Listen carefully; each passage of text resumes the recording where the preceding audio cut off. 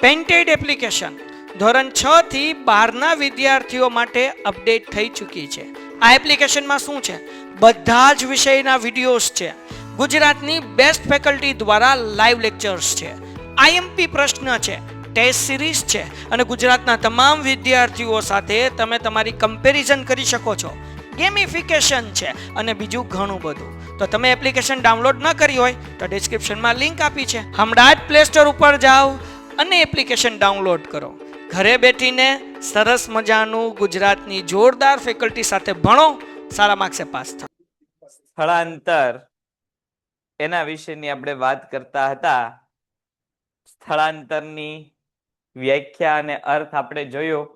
એક જગ્યાએથી બીજી જગ્યાએ થતું કાયમી વસવાટ. આ મુદ્દો જે આવે એ પેજ.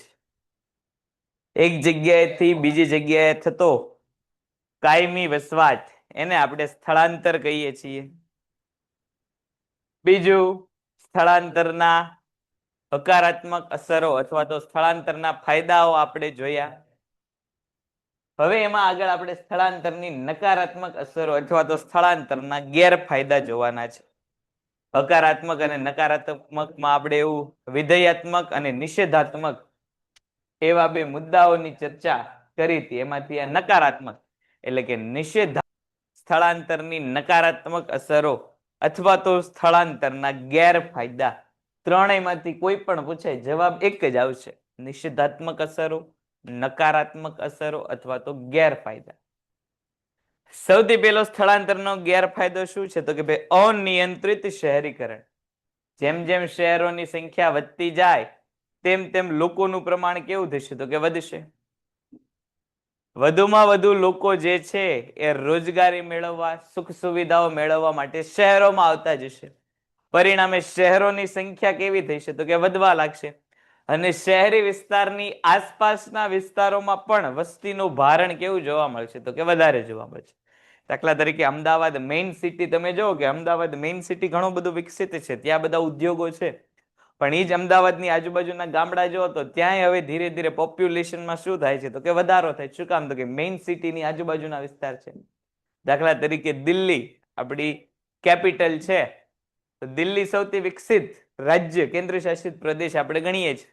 તો દિલ્હીની આસપાસનો એનસીઆર, હવે દિલ્હી એનસીઆર એવું બોલાય, પણ આ એનસીઆર છે એ શું છે? તો કે ભાઈ દિલ્હીથી અલગ વિસ્તાર છે.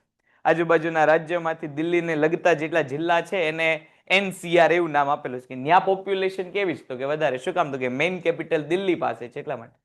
હવે બધા લોકોને એક શહેરમાં સમાવવા કેવા છે? તો કે ભાઈ મુશ્કેલ છે.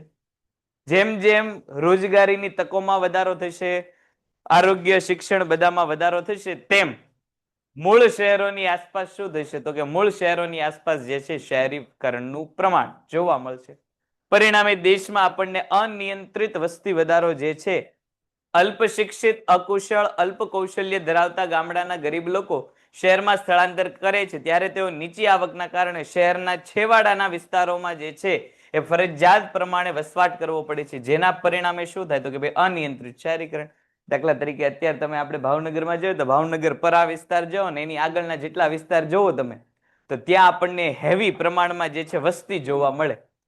હવે જો એ બધો આમ વિસ્તાર ગણો તો ભાવનગરની હદ કહેવાય, પણ ત્યાં તમે આમ પાટાની પાસે જુઓ તો ત્યાં તમને ઘણા ઝૂંપડા જોવા મળશે. આ અનિયંત્રિત શહેરીકરણ છે. કે ત્યાં ઘરની સંખ્યા કેવી થઈ ગઈ? તો કે હવે પૂરી થઈ ગઈ. પણ બધાને લાભ ભાવનગર શહેરના જોઈએ છે એટલે એ લોકો શું કરે? તો કે ઘર લઈ શકે એવી પરિસ્થિતિ નથી. એટલે પરિણામે શું કરશે? તો કે આસપાસના વિસ્તારોમાં જે છે એ ઝૂંપડા બાંધીને રહેશે. આમ આપણે અલંગ બાજુ જોઈએ તો અલંગ બાજુ આપણને એવા ને એવા જે છે એ ઝૂંપડા જોવા મળે. અહીંયા આપણે રૂવાપરીએ જઈએ તો ત્યાં એવા આપણને ઝૂંપડા જોવા મળે. વિસ્તાર નથી, ઘર નથી, પણ લોકોને રહેવું છે એટલે શું કરશે? તો કે ઝૂંપડા બાંધશે. પરિણામે શહેરોમાં શું જોવા મળશે? અનિયંત્રિત શહેરીકરણ. જેના પરિણામે ઝૂંપડપટ્ટી, ગંદા વસવાટમાં રહેવા સિવાય તેમની પાસે કોઈ બીજો વિકલ્પ હોતો નથી.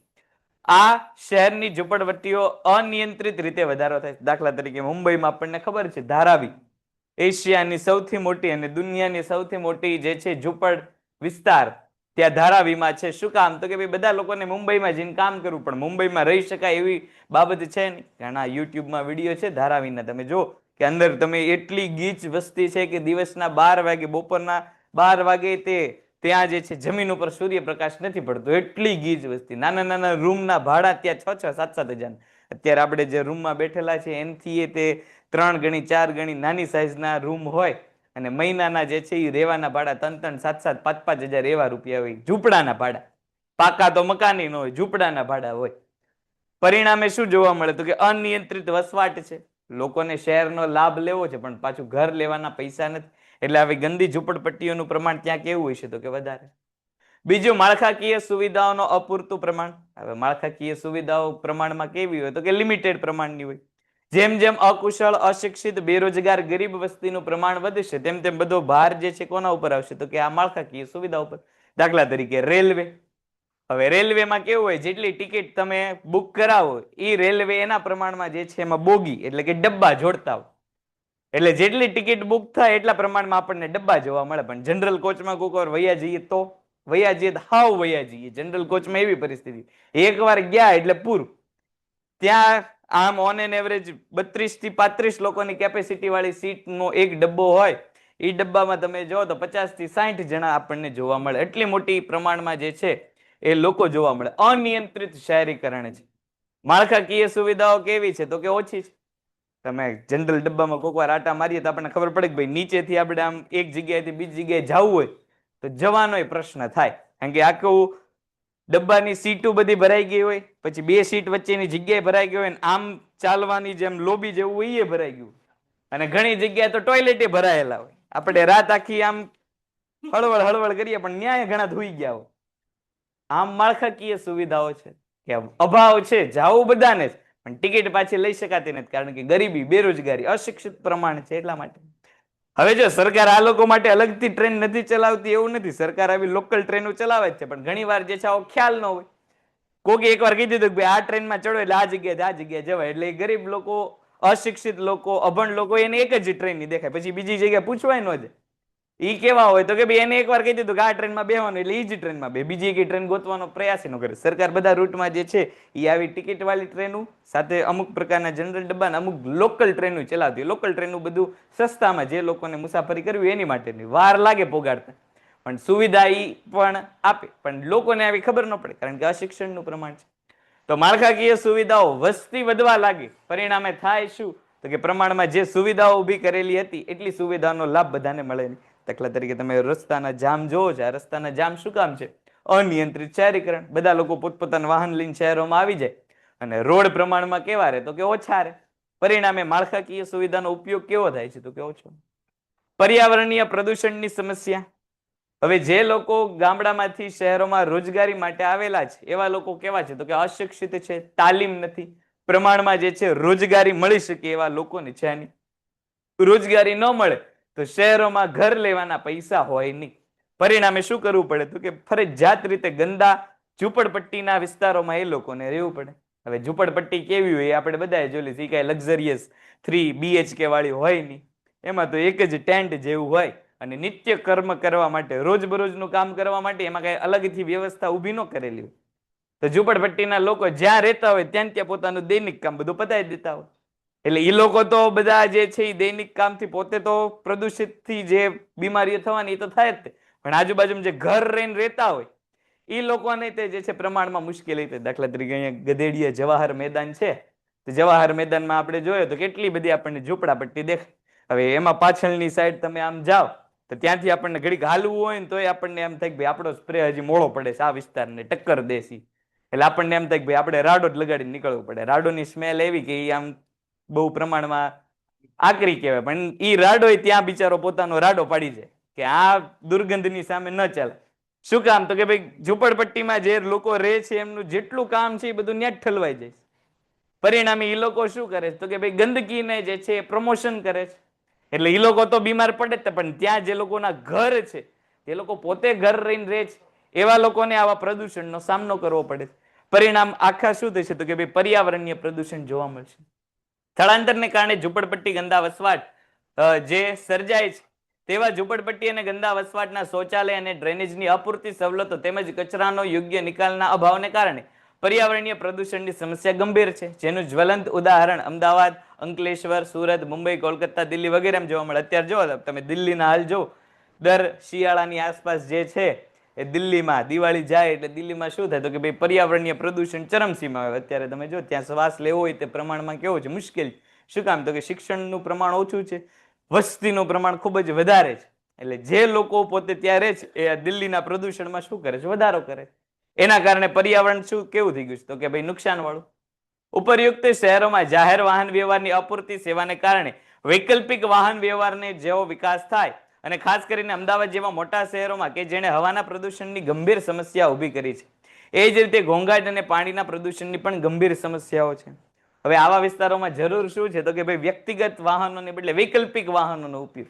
હવે તમે જો વચમાં દિલ્હીમાં ઇવન અને ઓડ નંબરની નંબર પ્લેટ વાળી ગાડીઓ ચલાવવાનો એક પ્રસ્તાવ હતો કે અમુક દિવસે એકી સંખ્યાની નંબર પ્લેટો એવી ગાડીઓ ચાલે, અમુક સંખ્યા બેકી સંખ્યાની નંબર પ્લેટો એવી ગાડીઓ ચાલે. શું કામ તો કે ભાઈ પ્રદૂષણ જેટલું વધારે થશે એટલે ત્યાં લોકો રહેતા હોય એને જ મુશ્કેલી થશે. તો આવી પરિસ્થિતિનું સર્જન ત્યાં કરવામાં આવ્યું. લોકોને વારંવાર એવું કહેવામાં આવ્યું કે પોતાના વાહન મૂકીને તમે પબ્લિક ટ્રાન્સપોર્ટનો ઉપયોગ કરો, કારણ કે પોતાના વાહનમાં જેટલો ધુમાડો થાય પબ્લિક ટ્રાન્સપોર્ટમાં એટલો ન થાય. એટલે ન થાય એનો અર્થ એ નથી કે ભાઈ એના એન્જિન કઈ ખારા છે, પણ એમાં વધુમાં વધુ લોકો મુસાફરી કરી શકે. અને ખાસ કરીને આ બધા જેટલા નામ આપ્યા છે અહીંયા તો બધી ઓલી ઇલેક્ટ્રિક મેટ્રો ટ્રેન ચાલે છે, એટલે એ તો પાછી હાવ ધુમાડા વગરની ટ્રેન.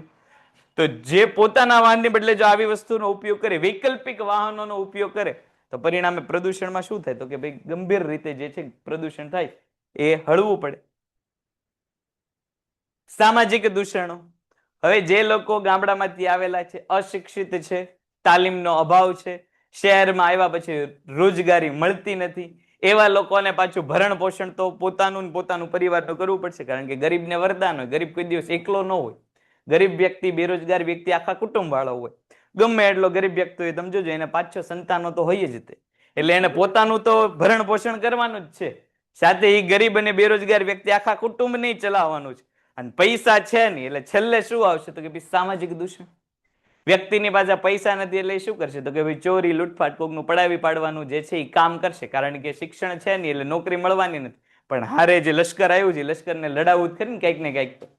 તો એની માટે જે છે એ શું કરશે તો કે અયોગ્ય અસામાજિક પ્રવૃત્તિઓ તરફ જે છે એ પોતે પ્રેરાશે. અને આવી અસામાજિક પ્રવૃત્તિઓથી શું થશે તો કે ભાઈ સામાજિક દૂષણમાં વધારો થશે.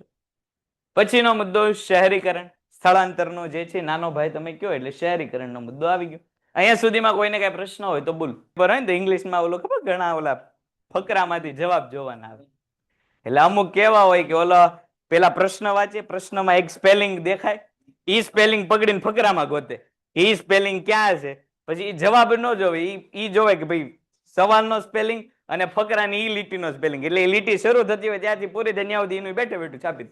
પ્રશ્ન ને જવાબને કાંઈ લાગે વળગે નહીં, પ્રશ્ન ઉપરથી સીધો જવાબ આવી જાય. હરખે હરખા સ્પેલિંગ દેખાય એટલે સીધું કોપી પેસ્ટ થઈ જાય. પછી જવાબ આવે કે ન આવે, આગળના ફૂલ સ્ટોપ થી શરૂ થાય પાછળનો ફૂલ સ્ટોપ આવે, જેટલું વચ્ચે આવે બધું લખાય છે પ્રશ્નમાંથી. રીતે સ્થળાંતરમાં વસ્તી એક જગ્યાએથી બીજી જગ્યાએ જતી હતી, એવી રીતે શહેરીકરણમાં શું હોય છે તો કે ગ્રામીણ વસ્તી જે છે એ પોતાનું ગામ છોડીને શહેરોમાં આવતી હોય છે. એટલે ગ્રામીણ વસ્તીનું ગામડાથી દૂર થવું અને શહેરોમાં આવવું, આ પ્રક્રિયાને આપણે શું કહીએ છીએ તો કે શહેરીકરણ કહીએ છીએ. અગાઉ તમને કીધું તો એમ બંને મુદ્દા કેવા છે એક સરખા. હમણાં ભણશું એટલે તમને એવું લાગશે આ તો એક સરખા જેવું જ આવે. બંને જગ્યાએ શું છે તો કે એક જગ્યાની વસ્તી ઘટે છે, બીજી જગ્યાની વસ્તી વધે છે. ફાયદા મર્યાદા બંનેમાં છે. જે રીતે 5 માર્કમાં સ્થળાંતરના ફાયદા મર્યાદા પૂછાય છે, એવી જ રીતે 5 માર્કમાં શહેરીકરણના ફાયદા મર્યાદા પૂછાય છે. શહેરીકરણ એ આર્થિક વિકાસની પ્રક્રિયાનું પરિણામ છે, કારણ કે આર્થિક વિકાસ થવાથી ઔદ્યોગિક અને આંતરમાળખાકીય સુવિધાનો વિકાસ અને વિસ્તાર થતા કૃષિ વિભાગમાંથી શ્રમની હેરફેર ઉદ્યોગ અને સેવા વિભાગ તરફ થાય છે, જેથી શહેરીકરણની પ્રક્રિયાને વેગ મળે છે. જેટલા પ્રમાણમાં જે છે શહેરોનું પ્રમાણ વધશે, આંતરમાળખાકીય સુવિધાનું પ્રમાણ વધશે, એટલા પ્રમાણમાં કૃષિ ક્ષેત્રમાં એટલે કે ગ્રામીણ ક્ષેત્રમાં જે લોકો હોય છે કૃષિ છોડીને ત્યાંથી ક્યાં આવી જશે તો કે ઉદ્યોગ અને સેવા ક્ષેત્રમાં. કારણ કે આપણે બેરોજગારીમાં જોઈ ગયા, ખેતીમાં આપણને જે છે કેવી બેરોજગારી જોવા મળે, બંને બેરોજગારી જે છે જોવા મળે. અને સાથે સાથે આ બેરોજગારી ત્રીજી કઈ જોવા મળે તો કે માળખાગત બેરોજગારી જોવા મળે. માળખાગત એટલે શું તો કે પ્રમાણમાં વર્ષોથી ચાલી આવતી એવી બેરોજગારી. મોસમી બેરોજગારી એટલે શું તો કે 4 મહિના કામ મળે ને 8 મહિના કામ ન મળે. ચોમાસાની મોસમમાં કામ મળે ને ચોમાસાની મોસમ સિવાય જે છે એ કામ ન મળે. મોસમી બેરોજગારી. પ્રચ્છન્ન છુપી બેરોજગારી, દેખીતી રીતે વ્યક્તિ કામ કરતો હોય પણ એની જે છે ઉત્પાદકતા કેટલી હોય, શૂન્ય ઉત્પાદકતા હોય તો એ બધા જ બેરોજગારો ખેતી મૂકીને ક્યાં આવી જશે? તો કે સેવા અને ઉદ્યોગ ક્ષેત્રમાં આવી જશે. શહેરીકરણનો અર્થ એક માર્કમાં આપણને પૂછાઈ જાય. સામાન્ય અર્થમાં ગ્રામીણ વિસ્તારમાંથી શહેરી વિસ્તારમાં થતા સ્થળાંતરને આપણે શું કહીએ છીએ? તો કે શહેરીકરણ કહીએ છીએ. શહેરીકરણની વ્યાખ્યા આપણને એક માર્કમાં પૂછાય તો એક માર્કમાં આપણે કહી શકીએ કે ગ્રામ્ય વસ્તી શહેરમાં આવી જાય, જે સ્થળાંતર થાય છે એને આપણે શું કહીએ છીએ? તો કે શહેરીકરણ કહીએ છીએ. શહેરીકરણ એ એવી સામાજિક આર્થિક પ્રક્રિયા છે જેનાથી કોઈ એક વિસ્તારની વસ્તીનું પ્રમાણ વધે છે. એટલે કયા વિસ્તારની વસ્તીનું પ્રમાણ વધતું હોય છે? તો કે શહેરી વિસ્તારની વસ્તીનું પ્રમાણ વધતું હોય છે અને ત્યાં વસ્તી કેવી થતી હશે? કેન્દ્રિત થતી હશે. અને એક વિસ્તારની વસ્તી ઘટતી હશે. કયા વિસ્તારની? તો કે ગ્રામીણ વિસ્તારની જે છે એ વસ્તી ઘટતી હશે. વ્યાખ્યા 1951 માં શહેર કે નગરની વ્યાખ્યા ઘણી ઉદાર હતી. એમસીક્યુ માં વારંવાર પૂછાય છે કયા વર્ષની જે છે કયા વર્ષની વ્યાખ્યા શહેરો માટે ઉદાર હતી અથવા તો નગરની વ્યાખ્યા કયા વર્ષે ઉદાર પ્રકારની આપવામાં આવી હતી? 1951 માં જે છે શહેર કે નગર માટે જે વ્યાખ્યા આપવામાં આવી હતી એ પ્રમાણમાં કેવી હતી? તો કે ઉદાર હતી. પરંતુ 1961 માં નગર કે શહેરની વ્યાખ્યા ચુસ્ત અપનાવવામાં આવી. 1971, 81, 91, 1 ની વસ્તી ગણતરી વખતે નીચેની અમુક બાબતો આપણને ધ્યાનમાં રાખવાની કીધેલી. આ મુદ્દા છે ને એ તમને 2 માર્કમાં પૂછાય છે. શહેર કે નગર માટેના આવશ્યક તત્વો તરીકે પૂછાય. કોને શહેર કે નગર કહી શકાય? તો કે એવા બધા જ વિસ્તારો કે જ્યાં મ્યુનિસિપાલિટી, કોર્પોરેશન, કન્ટેનમેન્ટ બોર્ડ અથવા તો નોટિફાઈડ ટાઉનશીપ હોય એવા વિસ્તારને આપણે નગર કે શહેર કહી શકીએ. મ્યુનિસિપાલિટી એટલે શું? તો કે નગરપાલિકા. આપણને ખબર છે. હવે નગરપાલિકા જ્યાં જ્યાં ન પહોંચ્યા હોય ત્યાં અસ્થાયી ધોરણે કોમ કામ કરતું હોય તો કન્ટેનમેન્ટ બોર્ડ અને નોટિફાઈડ ટાઉનશીપ. એનું કામ શું હોય? તો કે શહેરી વિકાસ જ કરવાનું. મહાનગરપાલિકાનું કામ ઓલ ઓવર વિસ્તારમાં જે છે એ પોતે જે છે કામ કરતા હોય, આખા વિસ્તારનો વિકાસ થઈ માટે. અહીંયા ટાઉનશીપ એટલે કે ઝીણા ઝીણા ભાગોમાં જે છે એ પ્રવૃત્તિ વેચી દેવામાં આવી હોય એના વિકાસ ઉપર ભાર મૂકવા માટે આ 2 પ્રકારની પ્રવૃત્તિઓ કામ કરતા હોય. એવા બધા અન્ય વિસ્તારો કે જ્યાં નીચેના 3 માપદંડોનું પાલન થાય, જ્યાં 5000 કે તેથી વધુની વસ્તી હોવી જોઈએ. કેટલી વસ્તી હોવી જોઈએ? તો કે 5000 થી વધારેની. 75% કે તેથી વધુનો કાર્યશીલ પુરુષ વર્ગ જે છે એ કૃષિ ક્ષેત્ર સિવાયના ક્ષેત્રમાં કામ કરતો હોવો જોઈએ. એટલે કે કૃષિનું કામ નહીં પણ ઉદ્યોગ કે સેવા ક્ષેત્રમાં મિનિમમ 75% કે તેથી વધુનો પુરુષ વર્ગ કામ કરતો હોવો જોઈએ. વસ્તી ગીચતા કિલોમીટર પ્રતિ કિલોમીટર કેટલી હોવી જોઈએ? તો કે 400 વ્યક્તિઓની હોવી જોઈએ. આ તમને એમસીક્યુ માં પૂછે. શહેરો કે નગરોમાં પ્રતિ ચોરસ કિલોમીટર વસ્તી ગીચતા કેટલી હોય છે? તો કે 400 વ્યક્તિઓની હોય છે. વિશ્વમાં ઔદ્યોગિકરણને લીધે શહેરનું પ્રમાણ વધ્યું છે. એ જ રીતે વિશ્વના ઔદ્યોગિક પ્રક્રિયા ચાલુ રહી, ઔદ્યોગિકરણની પ્રક્રિયા, તો 2050 સુધીમાં વિશ્વની કેટલી વસ્તી શહેરોમાં આવી જશે? 2/3 વસ્તી. આ પણ એમસીક્યુ માં પૂછે. 2050 સુધીમાં શહેરોમાં વસ્તીનું પ્રમાણનો અંદાજ નીચેના પૈકી કયો છે?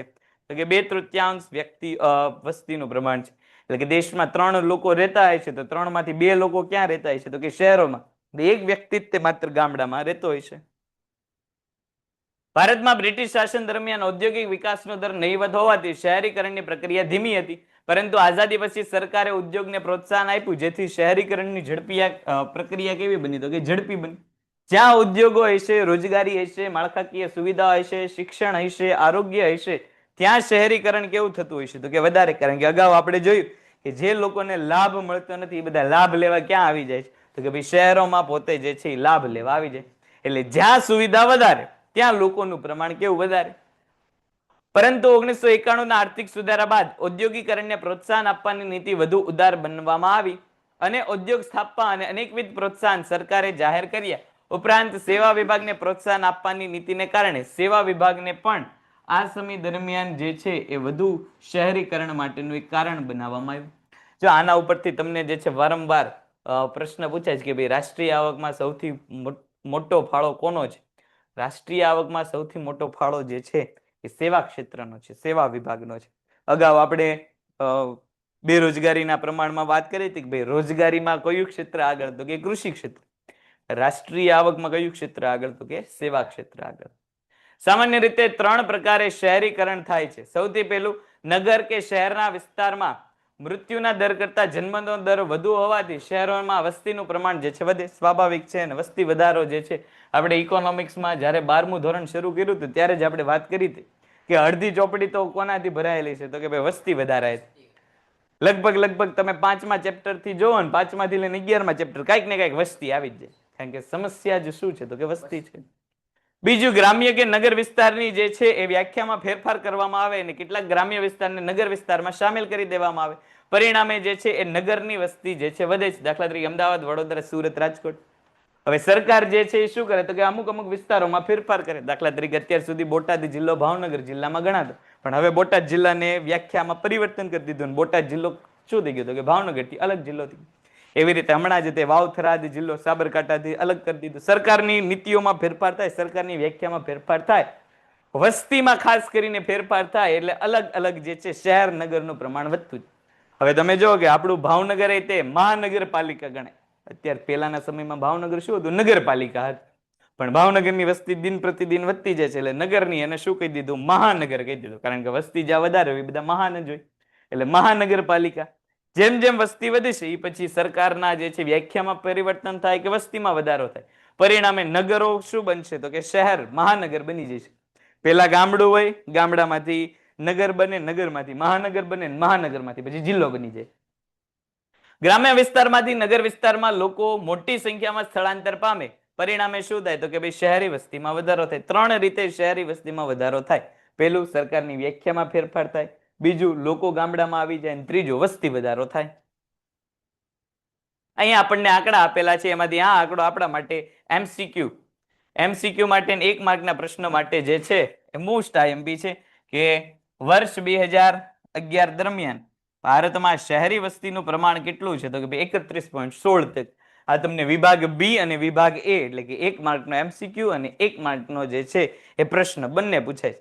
હવે ઘણી જગ્યાએ એમસીક્યુમાં 31.16% ની બદલે 32% આપે છે, તો 32% એ સાચો જ વાત છે. 31.16 કયો 32 કયો એ નજીકનો આંકડો છે, પણ આ 32% આપણે ટીક માર્ક ક્યારે કરવાનું? જ્યારે આપણને જે છે એ એમસીક્યુમાં 31.16% ન આપ્યું હોય તો, બઈ આપ્યા હોય તો શું કરવાનું? ઘણાને એવો પ્રશ્ન હોય કે આ બઈ આપેલા હોય તો શું કરવાનું? તો એવા આપશે જ નહીં, કારણ કે એ બધા હોશિયાર છે અને આપે તો આપણે આવું જે છે ટીક કરીને આવતો 31.16%. અહીંયા આપણને એટલે તે લોકોએ જો ચોખ્ખું કાઉન્સમાં કહી દીધું કે આમ વસ્તી કેટલી છે શહેરોમાં 2011 પ્રમાણે તો કે 31.16% જેટલી વસ્તી છે, પણ આપણે આશરે કેટલી ગણી શકીએ તો કે 32% વસ્તી દેશની શહેરોમાં વસે છે એવું કહી શકીએ. અને જો આંકડામાં વાત કરીએ તો આંકડામાં આપણને જે છે 37.7 કરોડ લોકોનો ખ્યાલ આવે કે 2011 પ્રમાણે કેટલા કરોડ લોકો શહેરોમાં વસે છે તો 37.7 કરોડ. પણ કરોડ વાળો આંકડો જે છે પૂછાતો નથી. ટકાવારી આપણને વિભાગ એ અને વિભાગ બી માં જે છે એ વારંવાર પૂછાય છે. પછીનું શહેરીકરણની અસરો, એમાં પણ 2 ભાગ છે, હકારાત્મક અસર અને નકારાત્મક અસર. આગળની જેમ વિધેયાત્મક અને નિષેધાત્મક 2 રીતે પૂછાય, એટલે આમાંય બાજુમાં સ્લેશ કરીને લખવું હોય લખી નાખો. વિધેયાત્મક અસરો અને નિષેધાત્મક અસરો, અથવા તો શહેરીકરણના ફાયદા અને શહેરીકરણની મર્યાદા, અથવા તો ગેરફાયદા. કાંઈ પણ પૂછે જવાબ કેવો હોય છે? એક સરખો હોય છે. પ્રશ્ન અલગ અલગ હોય છે, જવાબ કેવો આવે છે તો કે એક સરખો આવે છે. પ્રશ્ન અલગ અલગ હોય પણ જવાબ કેવો હોય તો કે એક સરખો હોય. 2 પ્રકારની અસરો અહીંયા આપણે જોવાની છે. વિશ્વમાં સૌથી વધુ શહેરીકરણ ચીન પછી જે છે ભારતમાં થયું છે, અને એમસીક્યુમાં આપણને પૂછાય કે સૌથી વધુ શહેરીકરણ ધરાવતો દેશ કયો છે? તો સૌથી વધુ શહેરીકરણ ધરાવતો દેશ કોણ છે તો કે ચીન છે. અને પેપર જો હાર્ડ બનાવવું હોય તો ભારતને એવો પ્રશ્ન પૂછે કે ભાઈ ભારતમાં વૈશ્વિકીકરણ, વિશ્વની દ્રષ્ટિએ ભારતમાં શહેરીકરણનો ક્રમ કેટલામો છે? તો ભારત બીજા ક્રમે છે. એમસીક્યુમાં ઘણીવાર ચીનનો ક્રમ પૂછી લેશે કે સૌથી વધુ શહેરીકરણ કયા દેશમાં થાય? ચીનમાં થાય. ભારતનો ક્રમ શહેરીકરણમાં કેટલામો છે તો કે બીજા નંબરે છે. એમ કહી શકાય કે હાલમાં ભારતમાં શહેરીકરણની પ્રક્રિયા ખૂબ ઝડપી છે, જે ભારતને ઝડપી આર્થિક વિકાસનો નિર્દેશ કરે છે. આ આર્થિક વિકાસની પ્રક્રિયાને કારણે જે શહેરીકરણ થયું છે તેને ભારતીય અર્થતંત્ર ઉપર અનેક અસરો ઉપજાવી છે. એમાં પેલી હકારાત્મક કયો, ફાયદો કયો કે વિધેયાત્મક અસરો કયો? પેલી અસર કઈ છે તો કે ભાઈ માળખાકીય સુવિધાઓમાં વધારો.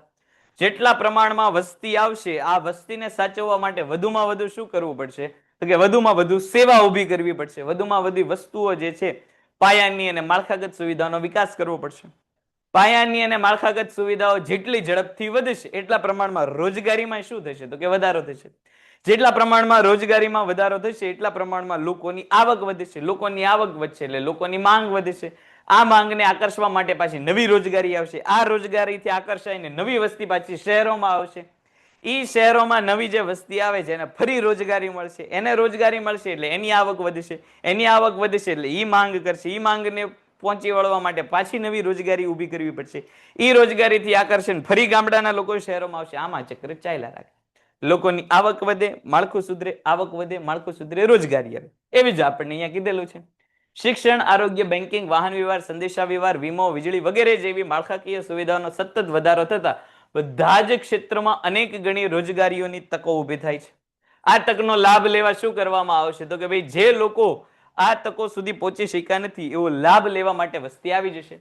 પરિણામે જે છે નવા નવા ઉદ્યોગો અને શહેરીકરણ જે છે અનિવાર્ય બનશે. જો નીચે આપણને ચાર્ટમાં હમણાં હું જે બોલ્યો ને એટલું કીધેલું છે કે ભાઈ આ પરિસ્થિતિને કારણે શું થશે? તો કે ભાઈ રોજગારીની તકો સર્જાશે. પરિણામે રોજગારી વધતા શું થશે? લોકોની આવક વધશે. આવક વધતા લોકોની ખરીદી શક્તિ વધે. ખરીદી શક્તિ વધે એટલે કે એક માંગને પૂરી કરવા માટે નવા ઉદ્યોગો સ્થપાશે. નવા ઉદ્યોગો સ્થપાય એટલે ફરી નવી રોજગારી આવે. ફરી નવી રોજગારી આવે એટલે ફરી લોકોની આવક વધે. લોકોની આવક વધે એટલે પાછી ખરીદ શક્તિ વધે. આ ખરીદ શક્તિને પહોંચવા પાછું નવો ઉદ્યોગો સ્થપાય. આ નવા ઉદ્યોગોથી આકર્ષણ રોજગારી આવે. રોજગારીથી આકર્ષણ માણસો આવે. માણસોની આવક વધે. ખરીદ શક્તિમાં વધારો, ફરી નવા ઉદ્યોગ, ફરી નવી રોજગારી. આમાં ચક્ર ચાલ્યા રાખે. તો અર્થતંત્ર માટે આ બાબત કેવી ગણાય? અયોગ્ય ગણાય કે નહીં? આ બાબત બરોબર કે નહીં? યોગ્ય ગણાય, સારી ગણાય. આ તો ના પાડે પાછું. બીજું, ગરીબીમાં ઘટાડો. જે લોકો અત્યાર સુધી ગામડામાં રહેતા હતા, અશિક્ષિત હતા, બેરોજગાર હતા, જેમની પાસે કામ હતું નહીં, મોસમી, પ્રચ્છન્ન કે માળખાગત બેરોજગાર હતા, આપણે એવી કઈ ખાસ ચિંતાની જરૂર નથી. બેરોજગાર તો રહી તો એના નસીબ છે. આપણે શું એમાં મુંજાઈ જવાનું? ઈ લોકોનો પ્રશ્ન છે. ઈ ભલે બેરોજગાર રહેતા, કઈક ને કઈક બધાનું નસીબ લખેલું જ હોય. ચિંતા થવા માંડી એને આ કે બેરોજગારી બેરોજગારી બહુ કર્યા. તો જે લોકો અત્યાર સુધી ગામડામાં રહેતા ને બેરોજગાર હતા, આવા બેરોજગાર લોકો હવે શહેરોમાં આવીને શું કરે છે? તો કે ભાઈ રોજગારી મેળવે છે. ઊંઘોરેન પણ કરી કાઈ બોલમાં તો એને રોજગારી મળશે. પરિણામે વ્યક્તિની આવકમાં શું થશે? તો કે વધારો થશે. આવક વધી એટલે શું થઈ ગયું? ગરીબી ઘટે. આવક વધવાથી ગરીબી ઘટે તો ઘટે જ તે ને ભાઈ. ગરીબી અને બેરોજગારી પરસ્પર સંકળાયેલા છે. શહેરીકરણ થવાથી શહેરોમાં સેવા ક્ષેત્ર અને ઉદ્યોગ ક્ષેત્રમાં રોજગારીનું સર્જન થાય. પરિણામે શું થાય? તો કે ભાઈ ગરીબીમાં ઘટાડો થાય છે. ઉપરાંત ગ્રામ્ય બેકાર લોકો જે છે, ગરીબ વસ્તી શહેરોમાં આવી જાય અને પોતાની યોગ્યતા મુજબ રોજગારી મેળવી લે. રોજગારી મેળવે એટલે એમની આવકમાં શું થઈ જાય? વધારો થઈ જાય. એટલે જે ગ્રામીણ બેરોજગાર વ્યક્તિઓ ગરીબ હતા એ હવે ધીરે ધીરે ગરીબીમાંથી કેવા થઈ જશે? તો કે બહાર આવશે. પછી સાંસ્કૃતિક વિકાસ. અહીંયા ધ્યાન આપ. સાંસ્કૃતિક વિકાસ. શહેરોમાં શિક્ષણની સુદૃઢ સુવિધાઓ ઉપલબ્ધ બનતી હોવાથી માનવી શિક્ષણના માધ્યમ દ્વારા પોતાનો સર્વાંગી વિકાસ સાધી શકે છે. તેમજ સુસંસ્કૃત માનવીની ભેટ મળે છે. સુસંસ્કૃત માનવી એટલે શું? તો કે સારી એવી સંસ્કૃતિથી ભરપૂર હોય એવો માનવી અને સુસંસ્કૃત માનવી કહેવાય. ગામડાના લોકોને જે છે રૂઢિવાદી કે અંધશ્રદ્ધા વાળા માનવામાં આવતા હોય, પણ અહીંયા શહેરનો વ્યક્તિ કેવો હોય છે? તો કે ભણેલો ગણેલો હોય છે. ભણેલો ગણેલો વ્યક્તિ હોવાથી એની જે છે આવડત કેવી હશે? તો કે વધારે છે એવું માનવામાં આવે છે. એવું માનવામાં આવે છે કે વ્યક્તિ શહેરનો કેવો હોય છે? તો કે સુસંસ્કૃત માનવીય ભેટ વાળો હોય છે. પણ વાસ્તવમાં તમે જો, આ તો ઠીક ચોપડી આપેલી છે એટલે આપણે માની જ લેશું, લખશું. અને તમે જો માણસ સારો આપણને શહેર કરતા ગામડામાં મળે. ગામડામાં હાલની તારીખે તમે કોકની મદદ લેવા જાઓ, અજાણા વ્યક્તિની મદદ ગામડામાં થઈ જાય. શહેરોમાં જાણીતાની મદદ નથી થતી, અજાણા તો બહુ દૂરની વાત. ગામડામાં તમે હાલતા હાલતા રસ્તામાં પડી જાવ, 4 જણા ઉભા કરે. અહીંયા તમારું ગમે એવું અકસ્માત થાય ને તો બધા ઉભા તો રે પણ ફોન કાઢીને ઉભા રહે. મદદ કરવા કોઈ ન આવે. સૌથી પહેલા ઓલી આમ કે ને રેસ લાગે. સૌથી પહેલા મારા વોટ્સઅપમાં હું શેર કરું છું કે તારા વોટ્સઅપમાં તું શેર. માનવી સુસંસ્કૃતિ વાળો થઈ ગયો છે પણ ટેકનોલોજીકલ બાબતમાં મદદમાં નથી. પણ ચોપડી કહે છે એટલે આપણે એવું માનશું કે ભાઈ શહેરોમાં વ્યક્તિ કેવો છે? સુસંસ્કૃતિ વાળો. ઉપરાંત વૈવિધ્ય સ્વભર જે છે વાચનાલયો, બુક સ્ટોલ તેમજ અન્ય સાંસ્કૃતિક વિકાસના વિવિધ કાર્યક્રમો પણ માનવીય સાંસ્કૃતિક વિકાસમાં શું કરે છે? અગત્યનો ભાગ ભજવે છે. જે વર્ષોથી રૂઢિઓ ચાલી આવે છે, જે પરંપરાઓ ચાલી આવે છે, અંધશ્રદ્ધા ચાલી આવે છે, આ અંધશ્રદ્ધાઓથી વ્યક્તિ કેવો છે? તો કે ભાઈ શિક્ષિત વ્યક્તિ દૂર રહે. કારણ કે એ તર્ક કરવામાં માને. જે વ્યક્તિ શિક્ષિત હોય શેમાં પેન્ટેડ એપ્લિકેશન ધોરણ 6 થી 12ના વિદ્યાર્થીઓ માટે અપડેટ થઈ ચૂકી છે. આ એપ્લિકેશનમાં શું છે? બધા જ વિષયના વિડીયોઝ છે. ગુજરાતની બેસ્ટ ફેકલ્ટી દ્વારા લાઈવ લેક્ચર્સ છે. આઈએમપી પ્રશ્ન છે, ટેસ્ટ સિરીઝ છે અને ગુજરાતના તમામ વિદ્યાર્થીઓ સાથે તમે તમારી કમ્પેરિઝન કરી શકો છો. ગેમિફિકેશન છે અને બીજું ઘણું બધું. તો તમે એપ્લિકેશન ડાઉનલોડ ન કરી હોય તો ડિસ્ક્રિપ્શનમાં લિંક આપી છે. હમણાં જ પ્લે સ્ટોર ઉપર જાઓ અને એપ્લિકેશન ડાઉનલોડ કરો. ઘરે બેઠીને સરસ મજાનું ગુજરાતની જોરદાર ફેકલ્ટી સાથે ભણો, સારા માર્ક્સે પાસ થાઓ. માને તર્ક કરવામાં માને, એટલે તરત કંઈક ને કંઈક કારણમાં જે છે એ પહોંચવાનો પ્રયત્ન કરતો. અશિક્ષિત વ્યક્તિને તમે જે કહો એ માની લે. શિક્ષિત વ્યક્તિ કોઈ દિવસ માને નહીં, એ તર્ક કરવા માને. દાખલા તરીકે આમાંથી હમણાં આપણે બે પ્રશ્ન કોકને પૂછી અને વ્યક્તિ સાચો જવાબ આપ્યો ને આપણે એમ કીધું કે ના ના તું ખોટો છે, એટલે એ તર્ક કરે. શું કામ? તો કે એને પ્રશ્ન જવાબ આવડતો હોય. પણ જે લોકોને પ્રશ્ન જવાબ ન આવડતો એમાં હળવા હળવા કરતા હેવા આમ નીચે વયા જાય ને, એને તર્ક કરવો ન હોય. શું કામ? તો કે શિક્ષણનો અભાવ છે. ગામડાના લોકો એવા શિક્ષણનો અભાવ, રૂઢિચુસ્ત વાળા, એટલે એ તર્ક ન કરીએ કે એને કયો એ માની લે. પણ શહેરી વ્યક્તિ કેવો હોય છે? તો કે ભાઈ તર્ક કરતો હોય છે. એને બધી વસ્તુ પાછળનું કંઈક કારણ જાણવું હોય છે કે ભાઈ વર્ષોથી એટલી પરંપરાઓ ચાલે, તેની પાછળનું કારણ શું? શા માટે આવી પરંપરા જે છે આપણે અપનાવી જોઈએ? શા માટે આ પ્રકારની પ્રવૃત્તિ આપણા દેશમાં ચાલે? એ તર્ક પૂછે. એ પછી ધાર્મિક બાબતો હોય, સામાજિક બાબતો હોય, આર્થિક બાબતો હોય, ત્રણેય જગ્યાએ પ્રશ્ન પૂછે છે કે ભાઈ આવું આવું થાય છે તો આની પાછળનું કારણ શું? તર્ક માંગે. એટલે વ્યક્તિ, શહેરી વ્યક્તિને શું માનવામાં આવે? સુસંસ્કૃત. અત્યાધુનિક આરોગ્યની સેવાઓનો લાભ મળે. ગામડાઓમાં હમણાં આગળના લેક્ચરમાં આપણે જોયું હતું કે ગામડાઓમાં સારામાં સારા જે છે એ ઇલાજની સુવિધા નથી. ગામડાઓમાં બેટા ઇલાજની સુવિધા નથી. ત્યાં કમ્પાઉન્ડરને શું માની લેવામાં આવે? ડોક્ટર માની લેવામાં. પણ અહીંયા એવું બનશે કે એ જ વ્યક્તિ જે ગામડામાં રહેતો હતો એ વ્યક્તિ શહેરમાં આવી જાય તો એને સુવિધા આરોગ્યની કેવી મળે? તો કે પ્રોપર ડોક્ટર પાસેથી મળે. શું કામ? તો કે શહેરોમાં આરોગ્ય વિષયક સુવિધાઓની સવલત કેવી? તો કે વધારે. દાખલા તરીકે ભાવનગર જો તો ભાવનગરને આમ આપણે મેડિકલ ઇન્ડસ્ટ્રીનો હબ કહી શકીએ કે આખા ગુજરાતમાં જેટલા મોટા શહેરો છે એની કરતા સારામાં સારી ટ્રીટમેન્ટ આપણને ભાવનગરમાં મળે. અને આખો કાળા નાળા વિસ્તાર તમે જો તો આખો હોસ્પિટલથી ભરેલો જ છે. આપણી પાસે બીમ્સ થી લઈને 24/7 સુધીની બધી જ ત્યાં સૌથી સારામાં સારી એટલે આપણી સર્ટી હોસ્પિટલ પાસે જેટલા સાધનો છે એટલા કોઈ પ્રાઇવેટ દવાખાના પાસે નથી. એટલે એ તમે જો આપણું બે જ જગ્યાએ આપણે કામ હારું. એક આરોગ્યમાં ભાવનગરનું કામ હારું ને એક શિક્ષણમાં હારું. શિક્ષણની સારામાં સારી સુવિધા ક્યાં મળે? તો કે ભાવનગરમાં મળે. આરોગ્યની સારામાં સારી સુવિધા ક્યાં મળે? તો કે ભાવનગરમાં. કારણ કે વસ્તુ જ એટલી બધી છે. એ તમે જો ઈલાજ માટે તે દૂર દૂરથી માણસો ભાવનગરમાં આવે અને શિક્ષણ માટે આવે. મેં છેલ્લે વાત કરી હતી ને કે આજ વખતે તો એવા વિદ્યાર્થીઓ કોલેજમાં મારી પાસે ભણે જે કચ્છથી આવે. કચ્છથી માત્ર ભણવા ભાવનગર આવેલા. એનો અર્થ કે આખા ગુજરાતમાં સારામાં સારું શિક્ષણ ક્યાં મળે? તો કે ભાવનગર. તો એ ગર્વ લેવાની બાબત છે. પોતાના ગામ પ્રદેશો છોડીને આ એક પ્રકારનું શું કહેવાય? તો કે સ્થળાંતર કહેવાય, હકારાત્મક અસર કહેવાય. કે એને પોતાના વિસ્તારમાં સારું શિક્ષણ નહોતું મળ્યું એટલે એને પોતાનો વિસ્તાર છોડીને શું કર્યો? તો કે અહીંયા આવતા રહી. શહેરીકરણની પ્રક્રિયાને પરિણામે શહેરોની વસ્તીમાં વધારો થતા તેમના શિક્ષણની સાથે સાથે આરોગ્યની પણ અનેકવિધ જરૂરિયાતો ઉદ્ભવે છે. આજે અમદાવાદ જેવા મોટા શહેરોમાં અત્યાધુનિક મલ્ટીનેશનલ હોસ્પિટલો દરેક વિસ્તારોમાં આપણને જોવા મળે છે, જ્યાં આગળ દરેક પ્રકારના રોગનું આધુનિક સારવાર એક જ સ્થળે મળી રહે છે. આ ઉપરાંત સરકાર તેમજ સ્થાનિક સ્વરાજ્યની સંસ્થાઓ પણ હોસ્પિટલો ઊભી કરે છે, જેનો સીધો જ લાભ કોને મળે છે? તો કે સમાજના ગરીબ અને મધ્યમ વર્ગને મળે છે. સર્ટી હોસ્પિટલની હમણાં આપણે વાત કરી, કોની હોસ્પિટલ છે? તો કે સરકારની હોસ્પિટલ છે. સાથે સાથે સરકારી હોસ્પિટલ છે અને તખ્તસિંહજીની છે. કૃષ્ણકુમાર સિંહજી નામ નથી, તખ્તસિંહજી એમને વડવાના. સ્થાનિક સ્વરાજ્યની સંસ્થા એટલે શું? તો કે ભાઈ ભાવનગર મ્યુનિસિપલ કોર્પોરેશન કહેવાય, સ્થાનિક સ્વરાજ્યની સંસ્થા કહેવાય. ઈ અંતર્ગત તમે જો હમણાં પ્રધાનમંત્રી ઔષધિ કેન્દ્રો શરૂ કરવામાં આવ્યો, એટલે ઝીણા ઝીણા દુકાનો શરૂ કરવામાં આવી. ત્યાં આપણને જે છે ઇંગ્લિશ દવા કરતા ઓલી જેનેરિક દવા, તમને લોકોને ખ્યાલ છે કોન્ટિનેન્ટ બધાના અંદરની વસ્તુઓ કેવી હોય? તો કે એક સરખી હોય. પણ ઇંગ્લિશ દવા કરતા જેનરિક દવાઓ કેવી હોય? તો કે સસ્તી હોય. તો આ કામ કોણ કરે? તો કે સ્થાનિક સ્વરાજ્યની સંસ્થાઓ કરે. ઔષધિ કેન્દ્રો ઘણી બધી જગ્યાએ ખોલેલા છે. ત્યાં તમે ઓલા તમે જો તો રસીકરણ હવે બધી જગ્યાએ કામ જે છે એ ઔષધિ કેન્દ્રમાં કરવામાં આવે છે. મોટા હોસ્પિટલમાં બધા મોટા કેસ લેવામાં આવે, ઝીણા ઝીણા દુખાવાના કેસ હોય કે ઝીણા જે આરોગ્ય વિશે કેસ હોય બધા ત્યાંથી જ તે પતાવી દેવામાં આવે, કારણ કે ત્યાં પાછા ડોક્ટર આવે છે. એ કેન્દ્રોમાં પાછા ડોક્ટર આવે છે, એટલે એ લોકો ત્યાં જ બેઠા બેઠા તમને કે ત્યાંથી તમને દવા મળી જાય. દવાના દરે કેવા હોય, કાં તો મફત હોય કાં તો પ્રમાણમાં ઓછા દરના હોય. તો આ એક પ્રકારના આપણે વાત કરીએ એમ કે ભાઈ જે લોકો ગામડામાંથી આવ્યા છે એ પ્રમાણમાં કેવા હશે, તો કે રૂઢિચુસ્ત હશે. શિક્ષણ નથી એટલે તર્કનું પ્રમાણ કેવું હોય છે, તો કે ઓછું હોય છે. શિક્ષણના અભાવે તર્ક કેવો થતો હોય છે, તો કે ઓછો થતો હોય છે. એ વ્યક્તિ હવે અહીંયા આવીને ભણી ગણી લેશે એટલે એ પણ શું કરી શકશે, તો કે તર્ક. એટલે સમાજમાં કંઈક ફેરફાર આવશે.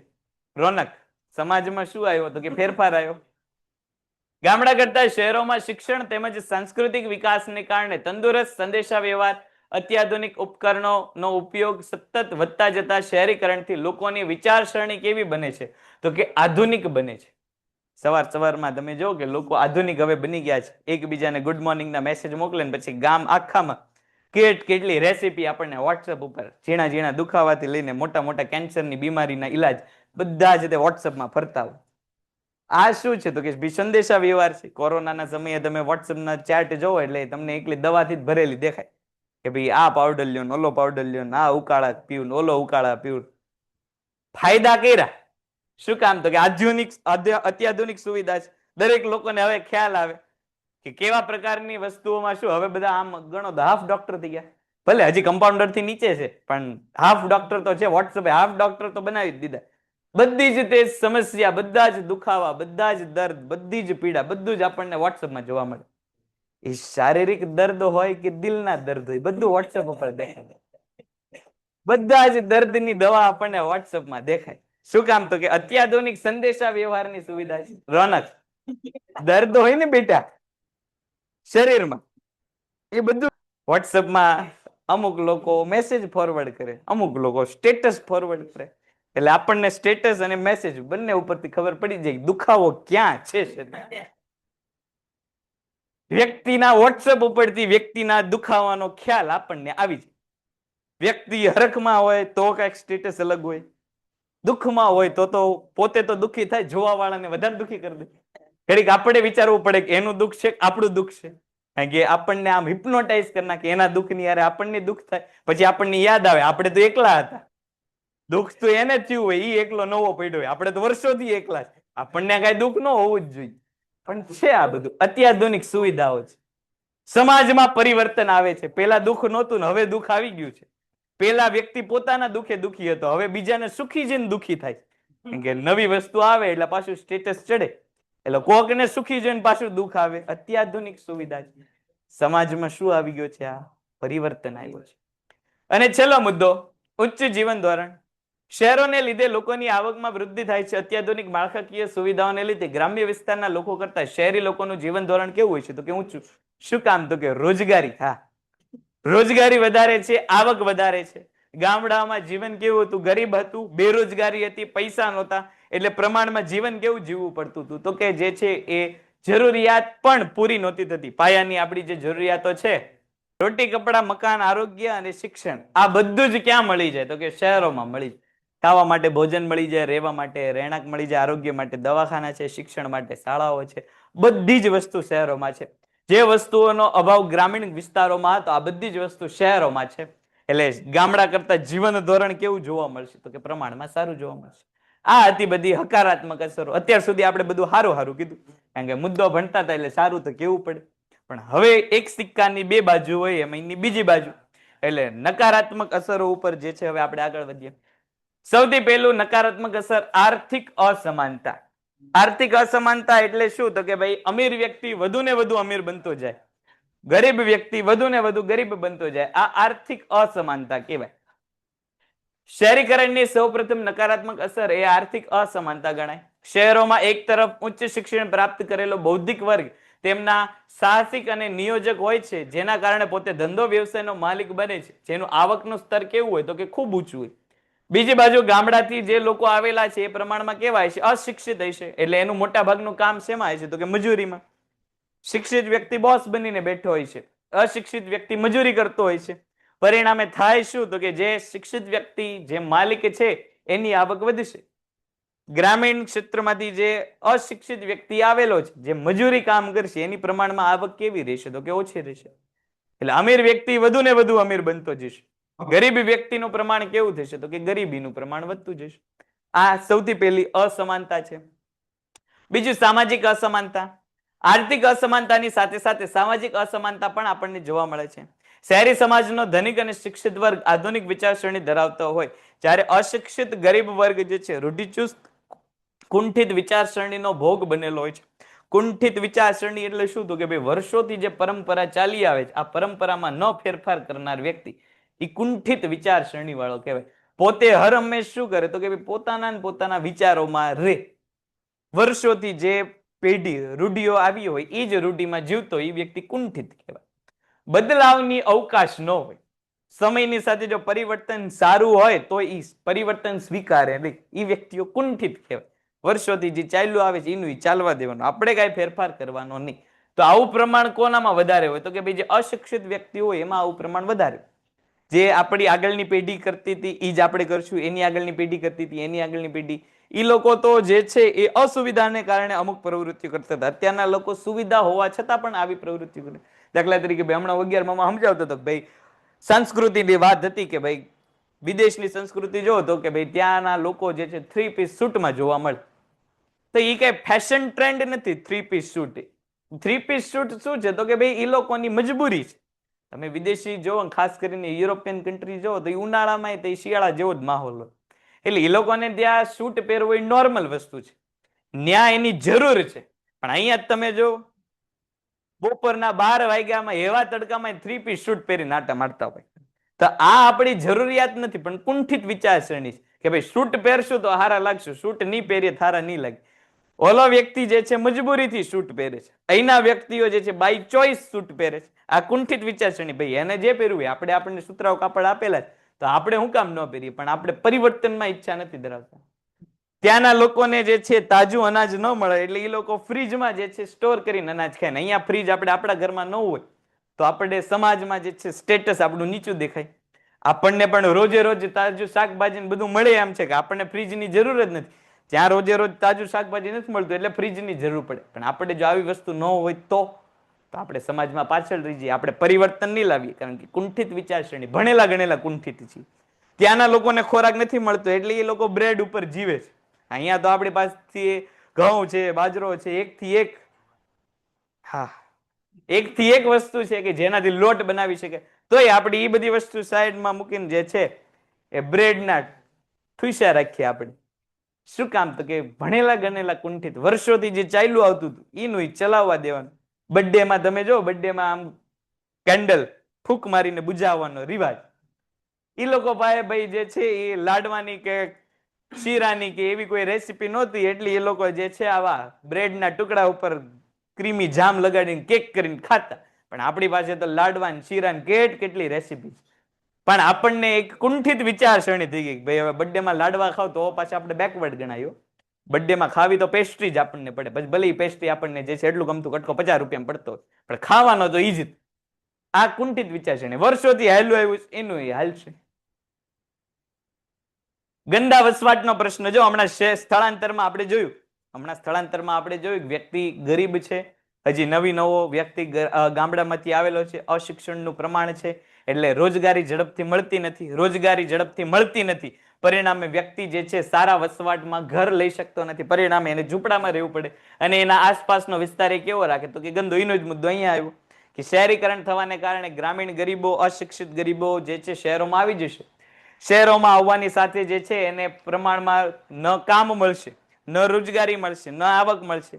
પરિણામે જે છે વ્યક્તિનું જીવન કેવું રહેશે? તો કે ઓછા પૈસા વાળું રહેશે. આ ઓછા પૈસામાં ઘર ન મળે એટલે ઝૂંપડામાં રહેવું પડશે. આ ઝૂંપડાથી શું થશે? તો કે ભાઈ આસપાસના વિસ્તારો દૂષિત થશે.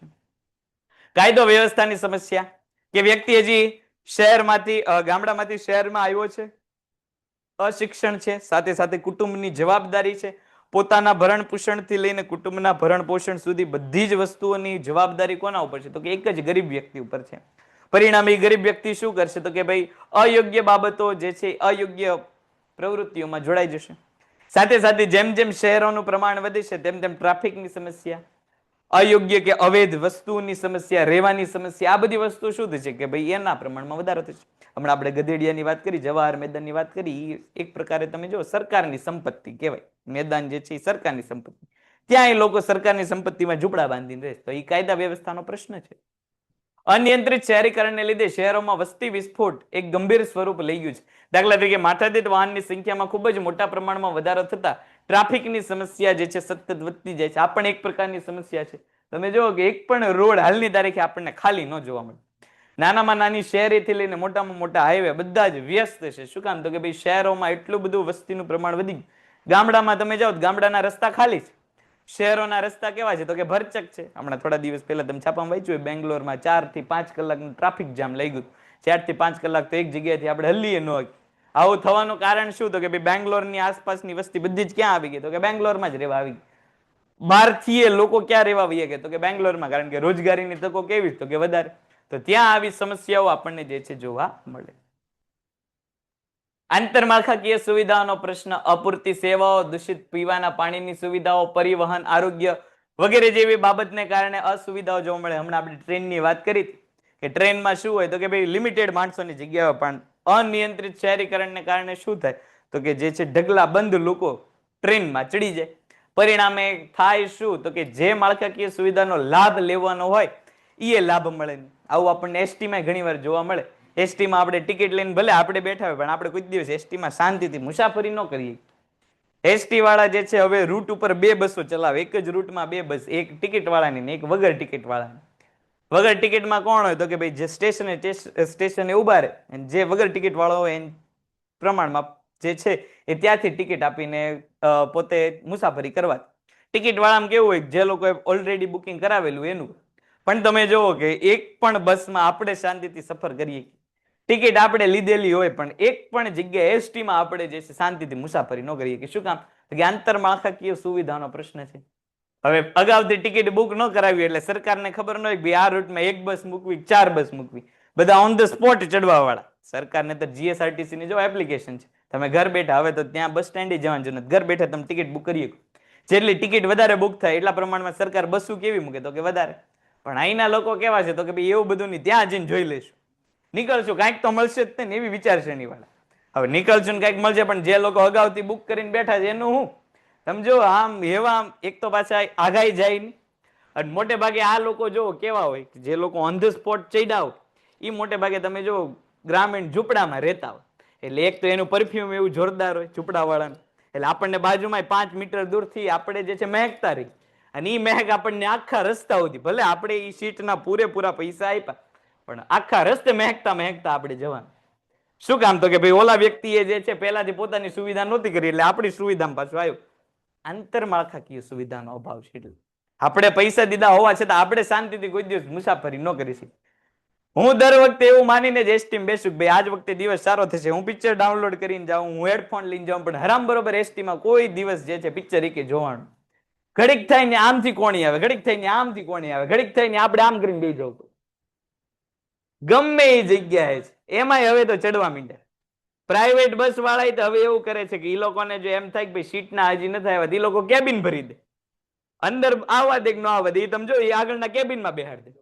બધાને અત્યારે એમ જ છે કે ભાઈ પૈસા જે છે લઈ લેવા. અને આ લોકો તમે જો એ લોકોના ઓલો કેવું છે, વચમાં હમણાં મેં વાત કરી હતી ને ઓલી તલાટીની પરીક્ષાની, તો પ્રાઇવેટ વાળાનું પાછું એવું થોડુંક બોલે. એસટી વાળાનું આમ તમે જો એસટી સેવાના ભાવથી કામ કરતી હોય, ભાઈ જાય છે ને જવા દે. એસટી વાળાના નહીં ખબર હોય કે ભાઈ આ અધવચ્ચેથી રસ્તેથી ચડે છે, એસટી વાળાને ખબર છે, પણ એને બિચારા સરકારની સંસ્થા છે એટલે એને એમ કે ભાઈ જાય તો જવા દે. પ્રાઇવેટ વાળા મારા બેટા બહુ હોશિયાર, મેં તમને વાત કરી હતી ને કે ભાઈ અહીંથી અમદાવાદના આમ તમે રેગ્યુલર રૂટમાં ગણો તો ભાઈ 300 થી 350 રૂપિયાની ટિકિટ પ્રાઇવેટમાં છે. તલાટીની પરીક્ષામાં ખબર જ હતી કે ભાઈ બધા જ જશે અમદાવાદ, કારણ કે સેન્ટર બધા અમદાવાદ અને રાજકોટ 2 જ જગ્યા હતા, તો એ 350 ની ટિકિટ 650 કરી નાખ્યા. તો જો આ લૂંટ છે. હવે પ્રાઇવેટમાં તમારે આવી લૂંટથી બચવું હોય તો ફરજિયાત એસટી નો સહારો લેવો પડે, એસટીમાં તમને આવું જોવા મળે. આંતરમાળખાકીય સુવિધા નથી એટલે એની બદલે જો મેટ્રો ભાવનગરમાં હોત તો, ભાવનગરથી અમદાવાદની મેટ્રો હાલતી હોત તો આપણને માળખું વધારે સારું મળે, તો આપણે પરિવહન કેવું કરીએ કે તો કે સારું કરીએ. પણ સુવિધાઓનો શું છે તો કે અભાવ. આ અભાવને કારણે શું થાય છે તો કે પ્રમાણમાં સહન વધારે કરવું પડે. પર્યાવરણીય પ્રદૂષણના પ્રશ્નથી જે છે એ આપણે નેક્સ્ટ લેક્ચરમાં આગળ વધીશું. ચાલો અહીંયા સુધીમાં કોઈને પ્રશ્ન હોય તો બોલો. પેન્ટેડ એપ્લિકેશન ધોરણ 6 થી 12ના વિદ્યાર્થીઓ માટે અપડેટ થઈ ચૂકી છે. આ એપ્લિકેશનમાં શું છે? બધા જ વિષયના વિડીયોઝ છે. ગુજરાતની બેસ્ટ ફેકલ્ટી દ્વારા લાઈવ લેક્ચર્સ છે. આઈએમપી પ્રશ્ન છે, ટેસ્ટ સિરીઝ છે અને ગુજરાતના તમામ વિદ્યાર્થીઓ સાથે તમે તમારી કમ્પેરિઝન કરી શકો છો. ગેમિફિકેશન છે અને બીજું ઘણું બધું. તો તમે એપ્લિકેશન ડાઉનલોડ ન કરી હોય તો ડિસ્ક્રિપ્શનમાં લિંક આપી છે. હમણાં જ પ્લે સ્ટોર ઉપર જાઓ અને એપ્લિકેશન ડાઉનલોડ કરો. ઘરે બેઠીને સરસ મજાનું ગુજરાતની જોરદાર ફેકલ્ટી સાથે ભણો, સારા માર્ક્સે પાસ થાઓ.